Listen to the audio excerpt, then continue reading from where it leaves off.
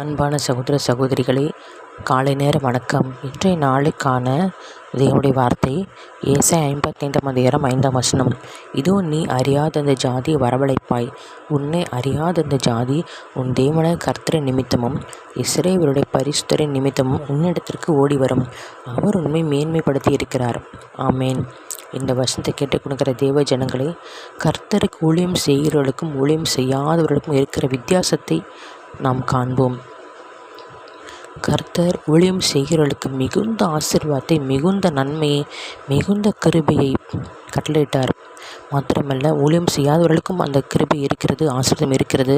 ஆனால் எங்கே என் ஊழியக்காரன் இருக்கிறான், அங்கே நானும் இருக்கிறேன் என்று கர்த்தர் சொல்லியிருக்கிறான்.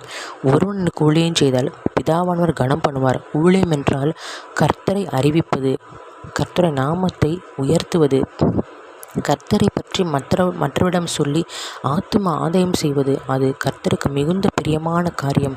மாத்திரமல்ல, கட்டுண்டவர்கள், கைவிடப்பட்டவர்கள், உணவால் தவிக்கிறவர்கள், உடையின்றி தவிக்கிறவர்கள், அப்படிப்பட்ட ஆத்துமாக்களுக்கு, அப்படிப்பட்ட மனிதர்களுக்கு நீங்கள் உதவி செய்யும்போது கர்த்தருக்கே நீங்கள் ஊழியம் செய்கிறதாக அர்த்தம்.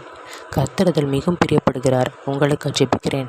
கர்த்தாவே, இயேசப்பா, சோத்திரம் கர்த்தாவே, இந்த வார்த்தையின்படி தகப்பனே, அறியாத இந்த ஜாதியை தகப்பனே எங்கள் வரவழைத்து இந்த நாமத்தை மகிமைப்படுத்தும்படியாக தகப்பன் நீர் எங்கள் மீது வைத்திருக்கின்ற தேவ திட்டம், தேவ சித்தம், தேவ நோக்கம் பூரணமாக நிறைவேற எங்களுக்கு கிருபை தங்கராஜா. சோத்திரம் கர்த்தாவே, உம்மை பிரியப்படுத்துகிற பிள்ளையாக தகப்பனே, உமக்கு ஊழியம் செய்கிற பிள்ளைகளாக நாங்கள் மாற வேண்டும் அப்பா. சோத்திரம்.